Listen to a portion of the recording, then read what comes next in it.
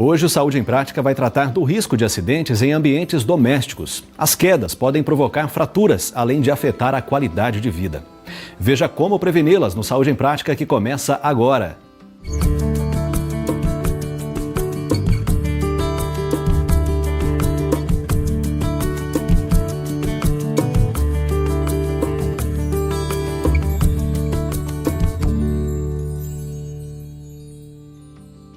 O risco de acidentes e fraturas decorrentes de quedas aumenta com a idade. Com o passar dos anos, ocorre uma diminuição das funções fisiológicas, como a visão, a audição, a locomoção e o equilíbrio. E esse é um dos fatores importantes que predispõe a quedas. E para falar sobre a prevenção de quedas, a nossa equipe de produção foi até a Faculdade de Filosofia e Ciências da Unesp de Marília conversar com o professor Marcos Eduardo Scheicher. O equilíbrio ruim, ele pode aumentar o risco da pessoa cair, porque eu preciso do equilíbrio postural adequado para realizar as atividades de vida diária.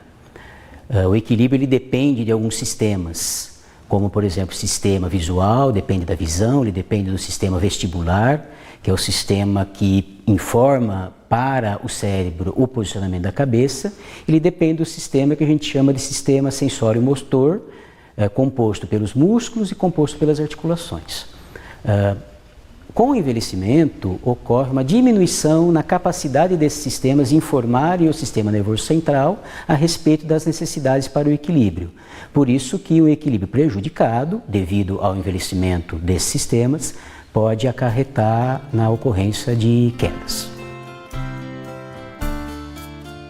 Existem algumas maneiras do equilíbrio postural ser avaliado. A gente divide em testes de campo e em testes de laboratório. Os testes de laboratório, eles usam equipamentos mais sofisticados, porém também mais sensíveis às alterações de equilíbrio.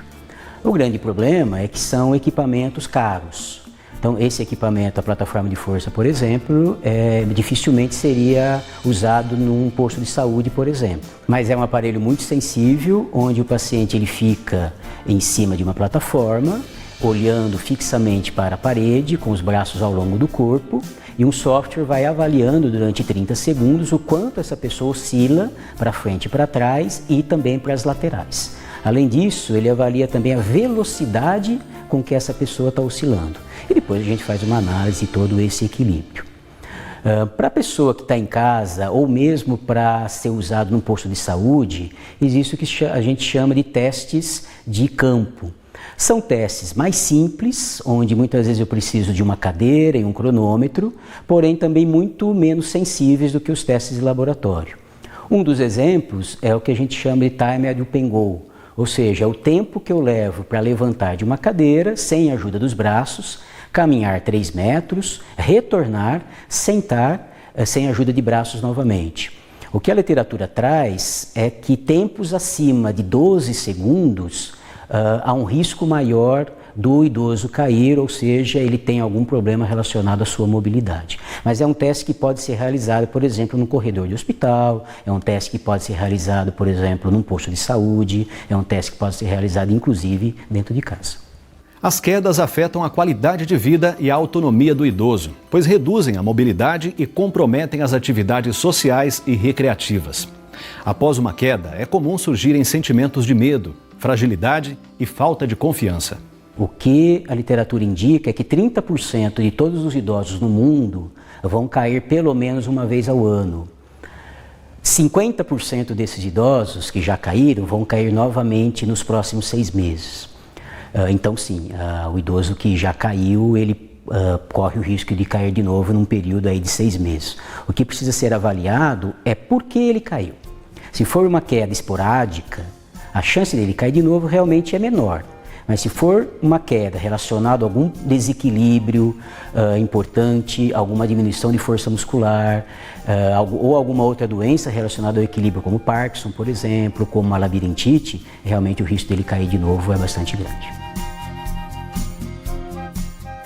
Bom, realmente a pessoa que já caiu uma vez, ela tem um medo grande de cair de novo. Mas é preciso deixar claro que nos nossos estudos, inclusive, os idosos que nunca caíram também sentem medo de cair. Por quê? Porque a queda, muito mais do que um problema físico, ela também é um problema psicológico. Então o idoso pode conhecer alguém que já caiu e mesmo ele nunca tendo caído, ele pode ter medo também. Bom, a única maneira que existe de você diminuir o seu medo de cair é fazendo atividades para recuperar o equilíbrio, que são exercícios específicos para que você recupere o seu equilíbrio e aí recupere a confiança de fazer determinada atividade. Nós tivemos uma pesquisa que nós treinamos pessoas, idosos com histórico de quedas e que com exercícios específicos e elas diminuíram sensivelmente o seu medo de cair. Um equipamento recente que tem sido utilizado são com jogos. Então existe o Nintendo Wii, que é um jogo obviamente lançado pela Nintendo, onde eu tenho uma plataforma de jogos e o idoso fica em cima dessa plataforma e ele simula os exercícios mostrados para ele na tela.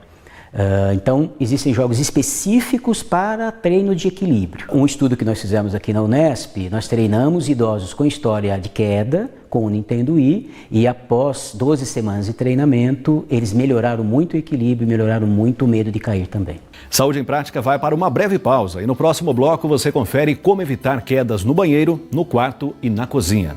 É daqui a pouco no Saúde em Prática.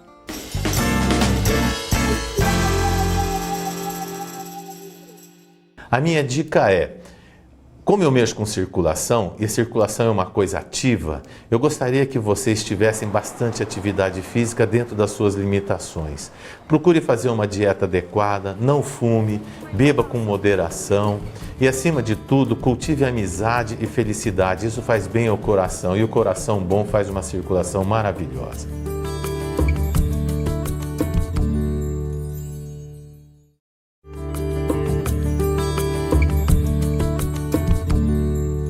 Saúde em Prática está de volta hoje falando sobre a prevenção de quedas. E quando o risco de quedas está bem perto da gente, no ambiente doméstico? É isso mesmo, 70% das quedas com idosos ocorrem dentro de casa. E será que sua casa é um local seguro? Para falar sobre a prevenção de quedas, a nossa equipe de produção conversou com Marcos Eduardo Scheicher, fisioterapeuta e professor da Faculdade de Filosofia e Ciências da Unesp de Marília. O risco de cair ele está relacionado também com o ambiente intradomiciliar. Um dos lugares mais perigosos para o idoso cair é o banheiro.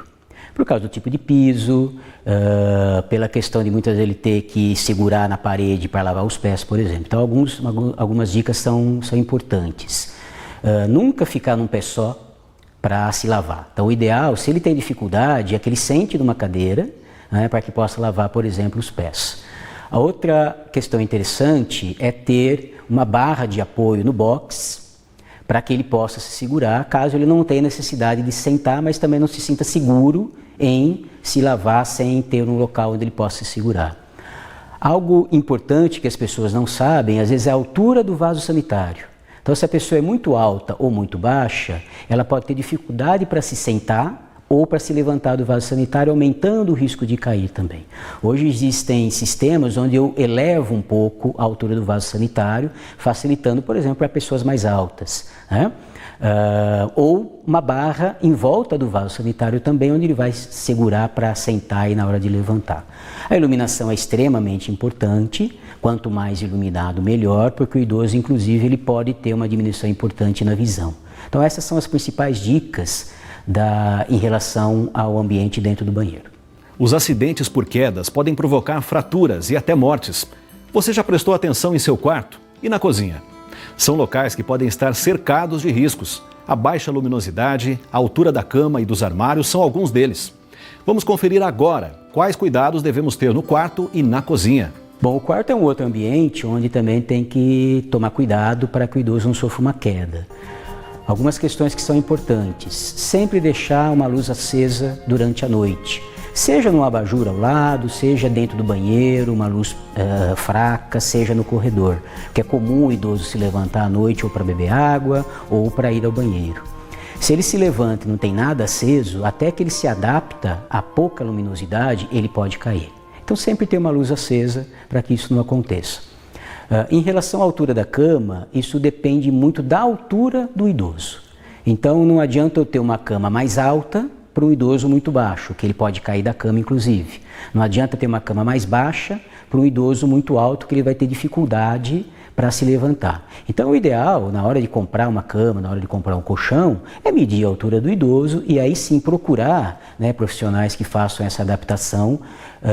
Então, assim, não existe um padrão de altura de cama, então depende de cada pessoa. Em relação aos tapetes, é até interessante você ter um tapete ao lado da cama para que não coloque o pé, por exemplo, frio durante a noite no chão direto, mas de preferência que sejam tapetes antiderrapantes, que eles se fixem no chão para que não corra o risco do idoso, ao se levantar, escorregar no tapete.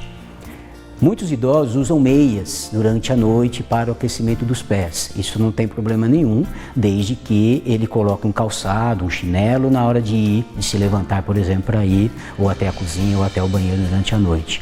Não se deve levantar de meia justamente pelo perigo de escorregar e, evidentemente, cair.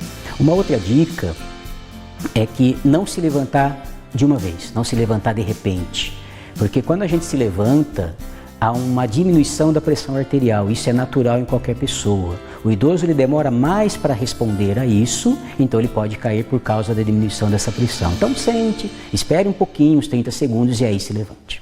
A cozinha é um outro ambiente também que dá para ser adaptado para diminuir o risco do idoso cair. Primeiro, a altura dos armários. Então, aquilo que o idoso utiliza mais, deixar na altura dos olhos ou um pouco mais para baixo. Aquilo que ele utiliza menos, ele pode colocar num armário um pouco mais alto, desde que ele não suba num banquinho para pegar. O ideal é ter uma escada, mesmo assim ele tem que estar muito seguro na hora de subir nessa escada. Uma outra questão importante é o tapete. Então, toda vovó gosta do tapete em frente da pia. Qual que é o risco? Dela escorregar ou tropeçar nesse tapete. E o risco aumenta porque ela pode estar com uma panela quente na mão, ela pode estar com uma faca na mão, por exemplo, inclusive não só tendo a consequência da queda, como um outro tipo de lesão, como queimadura, ou como se machucar gravemente. Então essas seriam as principais questões importantes. Claro, tomar cuidado na hora de cozinhar com fogo, tomar cuidado com a geladeira, então colocar as questões que eu mais utilizo na geladeira em altura, que eu pegue facilmente, para não dificultar na hora de pegar esses alimentos. Hoje, o Opção Saudável chama a atenção para a importância dos exercícios físicos, sobretudo para os idosos. Junto com os cuidados em casa, as atividades físicas podem contribuir para prevenir as quedas. Opção Saudável está no ar. Para você manter o seu equilíbrio postural, é importante manter o corpo funcionando.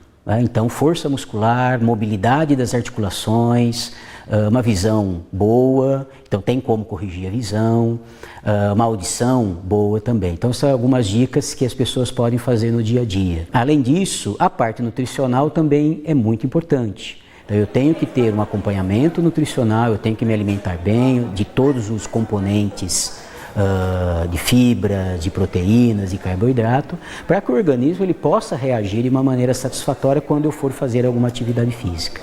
Em relação às atividades físicas, existem algumas bem interessantes que são diretas para a questão do equilíbrio. Em 2011 foi lançada uma revisão dando algumas dicas sobre isso. O que eles falam? Primeiro, eu tenho que fazer exercícios desafiando o meu equilíbrio, de uma maneira moderada a alta, então não pode ser qualquer tipo de exercício. Então, giro, por exemplo, trabalhar com bola, por exemplo, mudança de velocidade na marcha, por exemplo, fazer atividades duplas, que a gente chama com dupla tarefa, então caminhando e carregando alguma coisa, por exemplo, ganho de força muscular, por exemplo. Claro que tudo isso orientado por um profissional da fisioterapia ou orientado por um profissional da educação física, que são os profissionais indicados para trabalhar com o paciente nesse sentido. Saúde em Prática fica por aqui. E você aí de casa pode rever esse programa e todos os já exibidos em nosso site. A gente se encontra na semana que vem. Tchau, tchau!